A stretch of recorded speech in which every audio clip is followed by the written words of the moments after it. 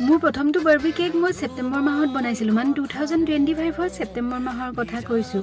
যিহেতু গৰম আছিলে, সকলো টিপছ ফ'ল' কৰাৰ পাছতো মানে ক্ৰীমটো মেল্ট হৈ গৈছিলে আৰু তেতিয়া নতুন আছিলোঁ, কিছুমান বস্তু চাগে ভুল কৰিছিলোঁ আৰু ৰাতি 1-2 বজাত কেকটো বনিছিলে কিবাকৈ। আকৌ ৰাতিপুৱা ওলাইছোঁ, ইফালে গাড়ীটো গৰম, এটাই চিন্তা গাড়ীত যদি কিবাকৈ কেকটো নষ্ট হ'ব লাগে, ক্ৰীমটো পিঘলি আছিলে, কিবা নষ্ট হ'ব লাগিলে মোক ভাগিনে জেঙা হাৰাম কৰিলে হয়, অৰ্ডাৰটো ভাগিনৰ আছিলে।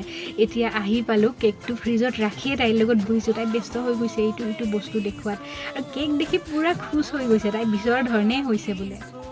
আগত ৰেগুলাৰ ব্লগ দিয়া ছোৱালীজনী এতিয়া ভিডিঅ' দিয়াত ইমানে বেছি ফাষ্ট হৈছোঁ যে যোৱা বছৰৰ ভিডিঅ' এইবাৰ দি আছোঁ আৰু এই বছৰ তাইৰ বাৰ্থডে আহিবৰে হ'ল। বাৰু যি নহওক দেৰিকৈ হ'লেও ভিডিঅ'টো দি থোৱা কাৰণটো হ'ল এই মেমৰিখিনি ৰাখি থোৱা, মানে কেইবছৰমান পিছত এইখিনি চাই ভাল লাগিব নহয়নে, তেতিয়া তাইও ডাঙৰ হৈ যাব।